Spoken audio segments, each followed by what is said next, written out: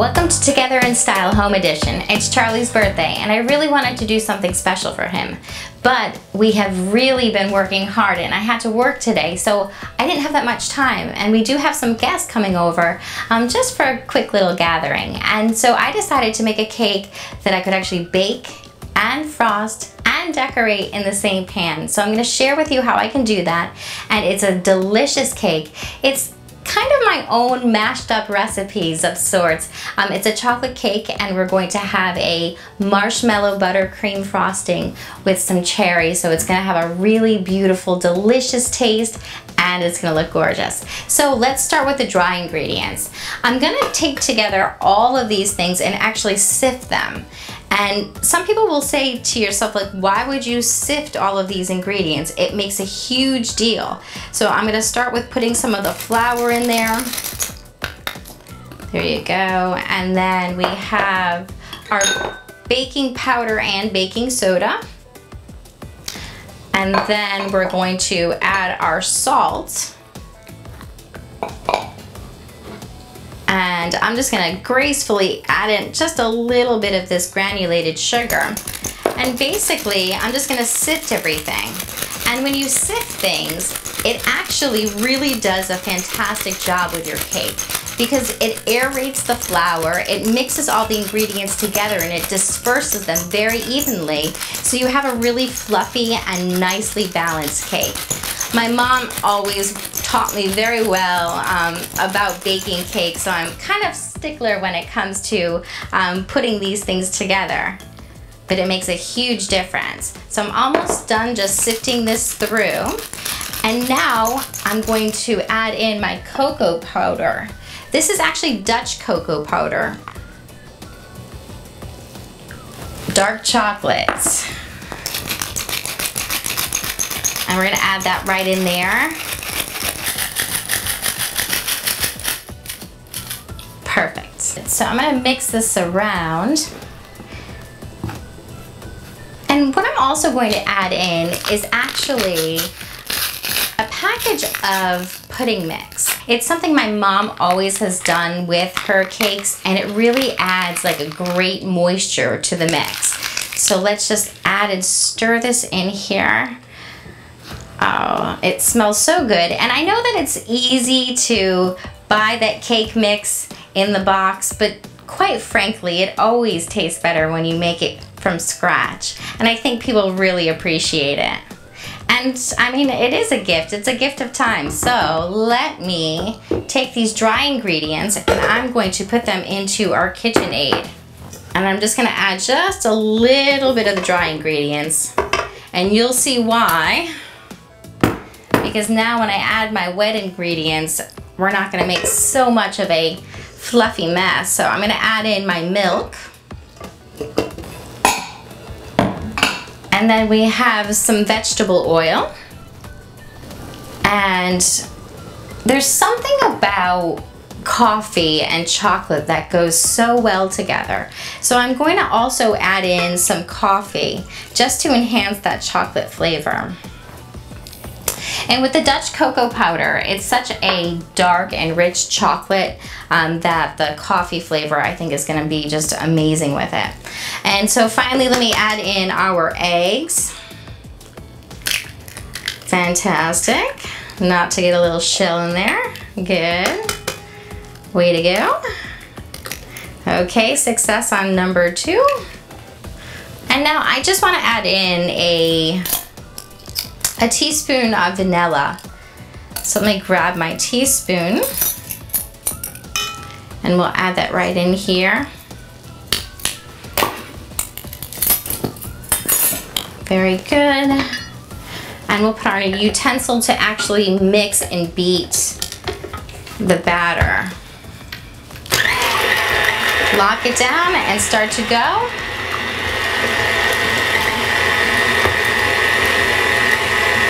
And simply just keep adding in.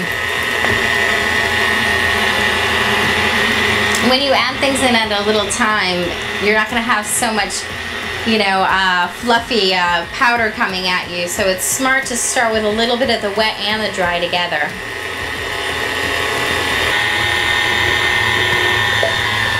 Perfect. has been beating for a little while. I'm just gonna slow it down and start to get prepared my springform pan. This is what I was mentioning before. I love springform pans. This is gonna be a fantastic way to be able to prepare my my cake, and then I'm going to actually frost it, put some, you know, some delicious treats in it as well. But then at the end, after I chill it, I'll be able to just pop out the sides, and with the best of luck, it'll be a beautiful display. So I know this does say that it's a non-stick pan, but I do highly recommend that you actually, you still make sure that you coat this. Anything from butter to grease the pan, or using a non-stick spray. So what I'm gonna do is I'm just gonna take a baggie and stick my hand in that melted butter and go all around the bottom and the sides of the pan. And this way, when I do decide to open it up, I will be guaranteed that nothing will be sticking to the sides. Looks like to me that I've gotten this completely coated. So what I'm gonna do is I'm going to now just give this a quick last whip up, and I think that we are done. Oh my goodness, look how delicious that looks, and dark and rich. It smells so good. So now what I'm gonna do is just take the batter, and I've taken the time to preheat the oven to 350. I try to do that well in advance while I'm getting things prepared. As you saw, it's always great to get all of your ingredients out and actually display them. And I only say that because you're guaranteed not to miss one while you're going through your recipe. So while I was getting those things prepared, my oven is now ready for me to put this right away inside. So let me just scoop this. Fantastic. Okay, so now that we have everything into our springform pan, I'm just going to quickly wash my fingers off, and I'm going to actually take the cake pan and tap it on the counter, and I'm going to do that a couple of times. What you're going to notice are that there's air bubbles that come to the top of the cake, and you want to get as many of those air bubbles out if you can, so you'll have a nice evenly baked cake. And now I guess it's time to put it in the oven.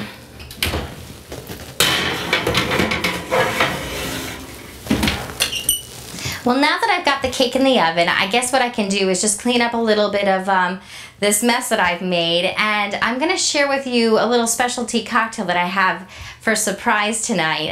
It's called a ice cream cake martini, so it's gonna be kind of fun.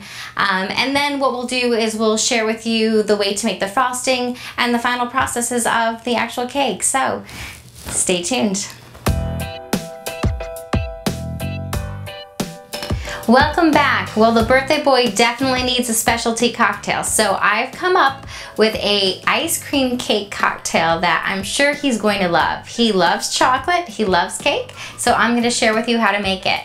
I found this really fantastic vodka, and it's a 3 Olives cake flavored vodka. So I'm going to start by putting 2.5 ounces of the vodka in my mixer, which is filled with ice up to the top.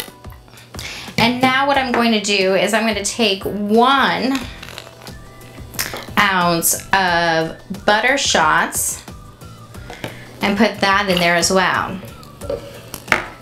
Now for the fun part. This is when you can actually transform this into any kind of flavor you want. I happen to want to do chocolate. I love chocolate, but I'm happy that Charles adores chocolate as well. So all you need to do is just take an ice cream scoop. Just grab yourself a scoop of ice cream. Put that right in there. This is like a dessert in a cup. My goodness. All right.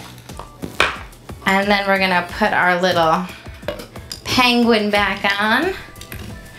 Make sure he's on tight. and give it a good shake.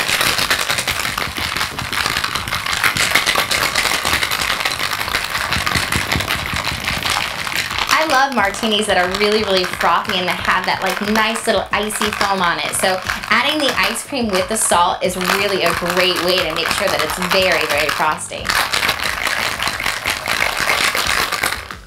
Whew, I think I'm tired now. All right, so let's take off Mr. Penguin here. And what we'll do is we're gonna just take a nice martini glass and I'm just gonna pour it into the martini glass. Beautiful. And to make sure that it's nice and festive, what's a party without a little Reddi-wip, and especially an adult party? I think we'll probably have a lot of fun. Just squirt that right here on the top and make a little rosette. Add yourself a nice cherry. And then maybe a couple of sprinkles just to showcase the party. And there you are, a ice cream cake martini.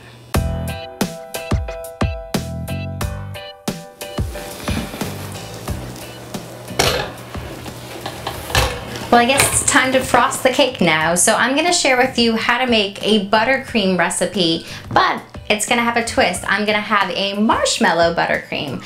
So first what I'm gonna do is I'm going to take our butter, which I'm gonna have like a 1 cup of butter, which actually is just 2 sticks of butter. And you wanna cream them together. So we'll take that. And I do have another stick of butter somewhere around here. There it is. Let me grab that.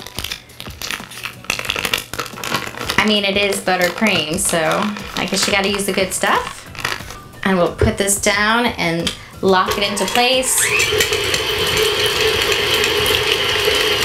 And really what you're doing is you're just trying to get this nice and fluffy. Fantastic. And just like before, if you add too much of the dry ingredients together, it'll just turn into a big puffy cloud. So you just want to delicately add things to the actual mixture. So I'm going to start by adding our marshmallow fluff. So all you need is just a 7-ounce container of it. And if you wet your spoon with cold water, the fluff won't stick to it as hard. So I'm just gonna wet this spoon, get that in there. Perfect, and we're just gonna add it right in. Good. Perfect. Okay, so now that that's in there, let's put this back down and we're gonna start to add the confectionery sugar. I'm gonna keep this nice and low.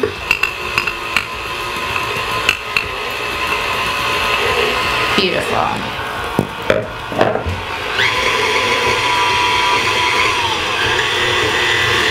See what I mean? Can't keep it too fluffy. There you go. Perfect temp. Now that things have started to mix through, I can actually start ramping the speed up a little bit, which will cream everything much more easily together and mix that marshmallow and the buttercream. This is definitely going to be very, very delicious, nice and fluffy, and it's going to be fantastic when I put it in the fridge to set nice and well in the springform pan.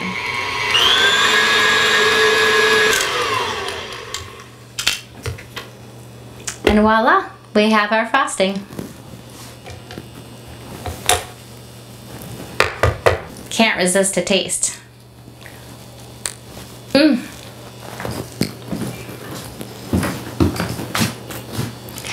Well, I guess now it's time to put all of these fantastic ingredients together.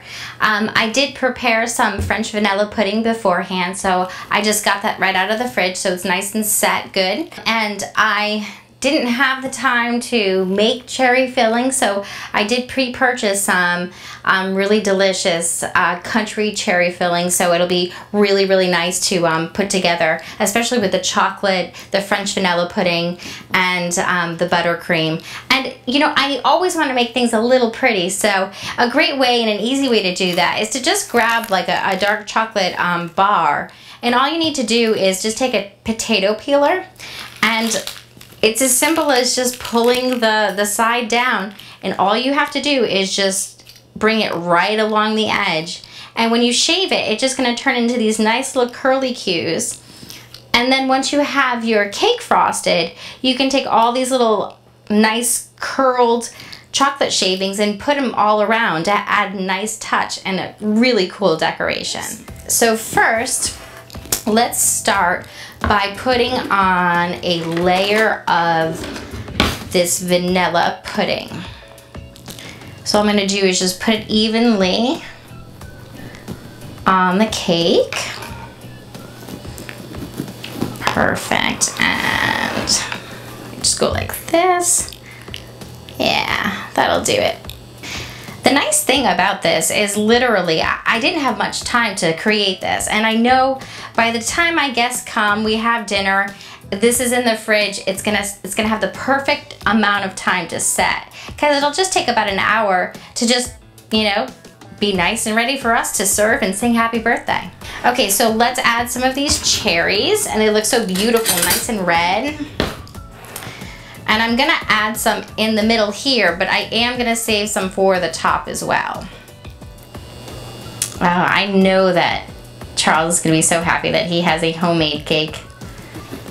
I mean, don't get me wrong, we adore and have really been pampered by some fantastic pastry chefs, but, you know, I suppose it's definitely, cooking somebody something is definitely nice and heartful. So let's now put on our whipped cream. So we have our buttercream, and literally I'm just gonna nicely put it on and just spread it out. I guess that's one of the best parts about birthdays though is the birthday cake. Okay, great. Okay, so now that we have that big mound of frosting, let's smooth it out just a little bit here. Perfect. Great. I'm just going to take our chocolate shavings and just put them all over the edges. And it wouldn't be complete without just a couple of cherries to top it off. And there you have it. We are gonna have a wonderful birthday party.